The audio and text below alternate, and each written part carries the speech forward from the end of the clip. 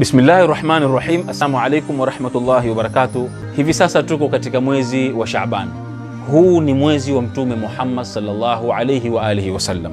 Kwa nini nasema hivi? Kwa sababu katika mwezi huu wa Shaaban ndio mwezi ambao kwamba ndani yake imeteremka aya ya kumswalia Mtume Muhammad. Inna Allaha wa malaikatahu yusalluna ala nabi ya ayyuhalladhina amanu sallu alayhi wa sallimu taslima. Hakika ya Mwenyezi Mungu na malaika wake wanamswalia Mtume Muhammad. Enyi mlioamini, tunaambiwa sisi ummati Muhammad, mswalieni Mtume Muhammad na mumtolee salamu. Aya hii ni ya kumswalia Mtume, iliteremka katika mwezi huu wa Shaaban, ambao hivi sasa sisi tuko katika mwezi wa Shaaban.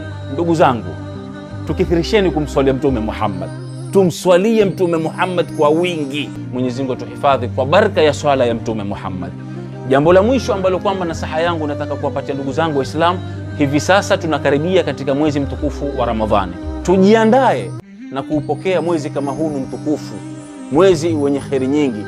Tujishughulisheni hivi sasa kukithirisha ibada kwa wingi na kuupokea mwezi mtukufu kama hunu. Mwezi kama hunu utakuja na kheri zake. Tuwekeni imani ya kisawasawa kwamba Mwenyezi Mungu atatuhifadhi kwa baraka ya swala ya Mtume Muhammad na kwa baraka ya mwezi mtukufu wa Ramadhani. Wassalamu alaikum warahmatullahi wabarakatuh.